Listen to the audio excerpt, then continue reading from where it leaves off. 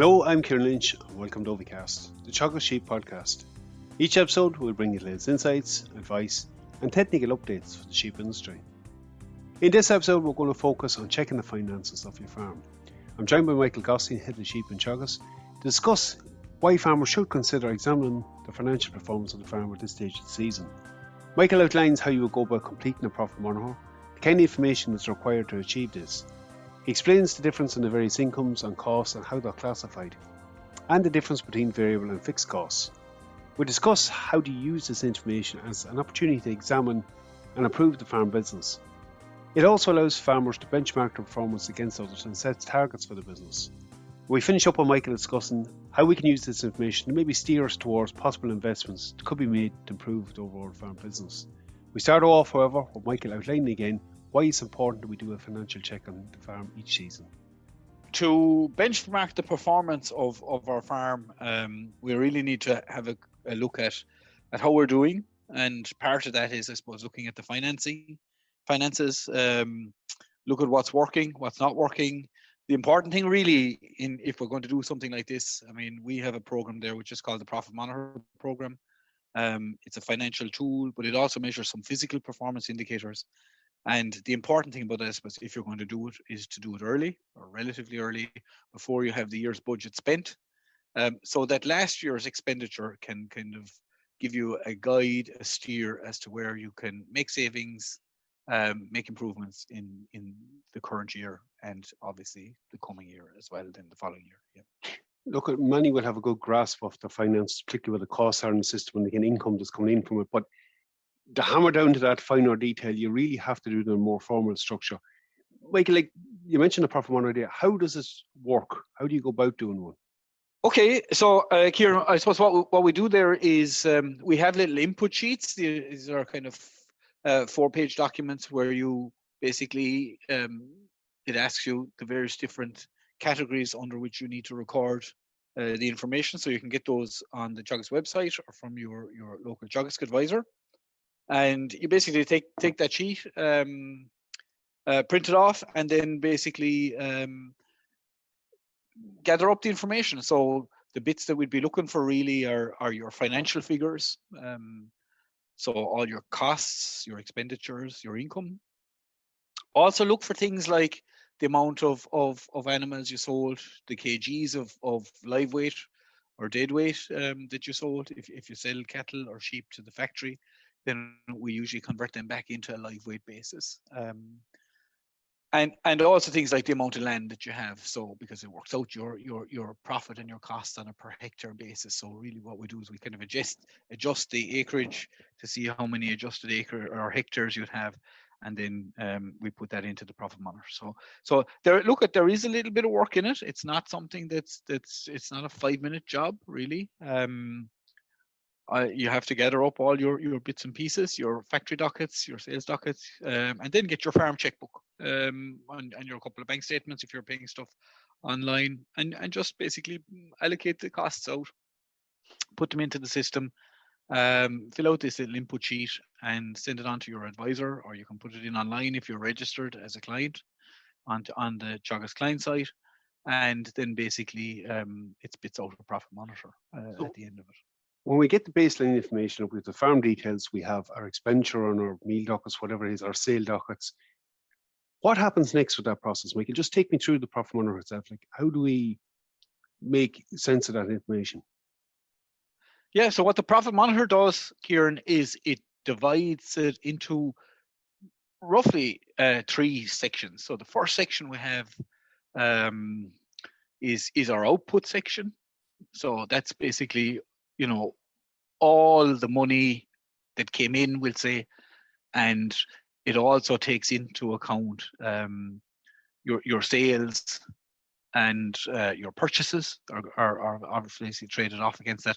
And if there's inventory change, so if there's a change in the number of livestock from the beginning of the year to the end of the year, it has to take account of that as well. So that gives you a gross output figure, which is roughly it's the actual overall figure of net money that came into the system, taking account of purchases and inventory change. So that's your first figure that you get.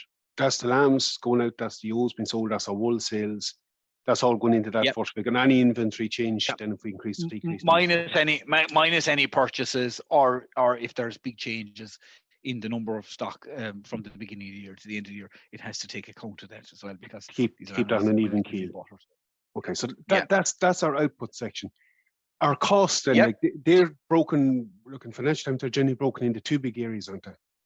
Yeah. So then we have our costs. We have two headings there. We have our variable costs, and your variable costs are called variable costs because they're variable. They're costs that basically change with the number of animals you have. And generally, what we say is, your variable costs increase as your stock numbers increase.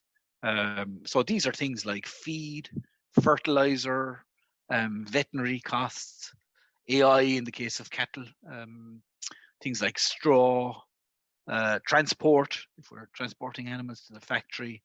So those are all your contractor as well. So if you're making silage or spreading slurry with a contractor, they're all in on your variable costs. And the reason why they're obviously called variable is because the more sheep or cattle you have, the more fertilizer or feed you buy, the more silage you have to make, so the bigger those costs become. So what we do then really is we take the total variable costs from our gross output, and that gives us what we call our gross margin. So our gross margin, it's not our profit per se, because we still have to take away our second group of costs, which are called our fixed costs. But it's the cost of running that enterprise basically taken away from the output. It's a useful figure to benchmark your performance. We often talk about having a gross margin of 1,000 or 1,200 euros per hectare on dry stock farms. It's kind of where your level of technical efficiency is easily measured, and where it's very easy to benchmark yourself against your peers, against other farmers with similar enterprises. Once we go into the fixed costs, it becomes a little bit more complicated when we want to start comparing farm with farm, because it really depends on where they are in the investment cycle on their farm, and how much land they own versus how much land they rent and things like that. Your fixed costs are costs that are really, they're fixed, and that's the reason why we call them fixed costs. They're costs that don't really change an awful lot with your level of activity. So they would be things like, for example, your car costs, your ESB costs, your phone, your accountant, your professional fees, your Teagasc fees, things like that. They generally don't change an awful lot by the size of whether you keep an extra 10 or 15 euros, it's not going to increase your accountant or fees or your car costs or things like that. Also includes things like depreciation, machinery running costs, bank interest and various things like that. So our fixed costs very often on farms are a function of what stage you're at in an investment cycle. Okay, so the farmer has kind of spent a lot of money on sheds, or maybe is renting an awful lot of land, then obviously they will have very high fixed costs. If on the flip side of that coin, there was another farmer who had built a lot of sheds, but had built them maybe 10 or 15 years ago, well, those sheds would have at this stage depreciated. There would be very little costs associated with those sheds in terms of depreciation. They wouldn't be showing up. And then and maybe owns all his land as opposed to be renting land. In that situation, that for a particular farmer could have very low fixed costs, just because of the stage that he or she is in, or in terms of their investment cycle on the farm. So we generally look at our kind of level of efficiency at a gross margin level, which is before when we come to the fixed costs. So then, Ciarán, when we take the fixed costs from our gross margin, that gives us our net margin. And that's basically the amount of money we have for ourselves out of the enterprise. It's the profit, we'll say, that the sheep or the cattle are leaving before obviously we pay things like tax. And also, I suppose, then added on to that figure, that final figure, then comes our checks in the post, our various different premiums. So your basic farm payment, your gloss payments, your ANC, if you have those, any of these kind of beams and beeps and various different schemes that are out there, your sheep welfare, they're all added on then at the end, and that gives you your total, farm family farm margin then at the end. Yeah. Michael, there's probably two other aspects to that. One, on mixed farms, dividing them costs out between cattle and sheep, the profit modeling system can handle that. And just how that figures are expressed, like it's either on a per hectare basis or in sheep systems on a per ewe basis, which sometimes can be a bit more relative to the particular client. Yeah. So look at, I suppose, when you put all the information in, I suppose the first thing to say is the information you get out is only going to be as good as the information you put in. So the more effort that is kind of put into really accurately dividing out those costs, then the better the feedback you're going to get from this exercise.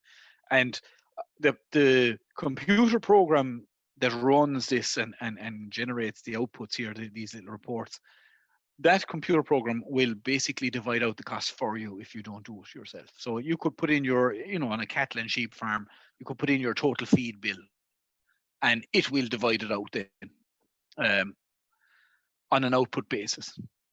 Now, I suppose the thing is, if we want to do that right, we should really see, for example, if we went out to a particular farm and there was, say, 15,000 euros spent on concentrate feed, and there was an equal split of cattle and sheep, but maybe 60% or 70% of that feed was actually fed to the sheep, and only the remaining 30 or 40% was fed to the cattle. So if we know that, then we can allocate it. So we can say, okay, no, look at, of that 15,000, actually, 6,500 was for the cattle, and the remaining 8,500 was for the sheep. And by doing that, I suppose when we divide out, the ones to watch really there, I suppose, are things like contractor, because generally sheep won't eat a lot of silage, so you wouldn't be making a lot of silage for them. They also wouldn't be generating lots of slurry because they're not in that long, so there wouldn't be an awful lot of slurry spreading. The other one is veterinary. So generally what we see is that the sheep generally have a higher veterinary cost requirement than the cattle systems. So generally on the veterinary side, you'd usually be allocating a little bit more of the veterinary costs to the sheep. And then on the feed. So the feed one depends on the system. You could have a farmer, say, maybe finishing bulls under 16 months. It's putting in an awful lot of meal and very little meal going into the sheep. So basically just checking what part of that meal bill was ewe nuts and lamb creep, and what part of it was cattle ration. So basically those are the various different ways of dividing it up. You can do it yourself on paper, and that makes it really, really accurate. Or you can let the computer program do it, in which case, look, it's not as good, but also an option for somebody who can't break down. There will be certain costs maybe that you won't be able to break down, and then you won't be able to do that. So look, we have the figures. It's gone into the system. It's broken out our costs. I suppose a very simple question, Michael, how do we make use of that information? Like it probably gives us an idea of what the costs are, but it also shows what the opportunities are to improve our system. Yeah, so look at, I suppose the output from this is basically that you have information relative to your system of farming, and it's real and live information. I suppose, okay, it is historical because it's something that happened last year, but it allows you to say, okay, look, I'm spending a little bit, much here, or maybe I should maybe look at investing a little bit here and making life a little bit easier for myself. Also, I suppose it also gives you some physical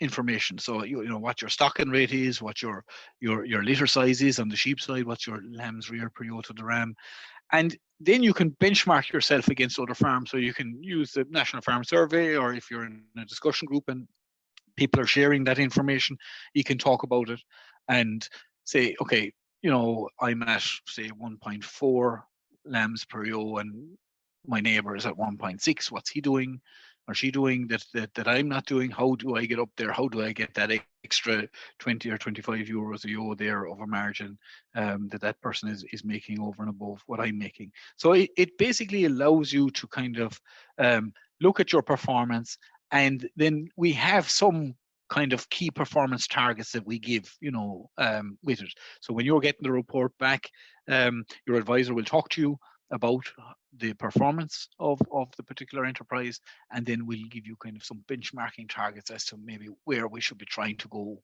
And that really helps you kind of plot the future direction of your enterprise. So what are the key areas that you need to address? And also maybe where are areas that we could be investing in on the farm? Should we be kind of expanding or reducing an enterprise? Or should we be kind of maybe going up a little bit in your numbers? Or should we be maybe going up in cattle numbers and reducing your numbers or whatever? The decision will be made based on the figures. And also, I suppose, looking at things like what we see very often is maybe if there's an awful lot of meal going in there, should we be maybe looking at putting a little bit of money into infrastructure, into paddocks and things like that, making better use of grass, trying to cut that back a bit? Maybe, look at, say, if we have a lot of meal going into ewes after lambing, are we lambing too early? Should we be maybe push back lambing by a week or two, try and get ewes out when there's loads of grass there, and then we don't have to go in with the meal? So it's useful to give us a steer as to how we're performing, compare us against other people with similar type enterprises, but also maybe give us a steer on where we can improve. And then basically by doing that early and doing it, I suppose it's not early now, we're in May, Ciarán, but it's earlier than doing it in a couple of months' time. Still a lot of spending to happen this year. It gives you the benefit of basically saying, okay, I'd save that little bit of money there now this year, and maybe I'll invest some money in this and this and this and make a bit more savings and get myself ready for next year. And that's what it's about. I suppose it's about benchmarking yourself and getting to the situation where you know what your costs are, the ones that you can make savings, and areas that you need to target. It's an extremely useful review of the business. Is essentially what you're doing, and it's putting in context in black and white in front of you of where the opportunities are and where your costs are and what we can improve on it.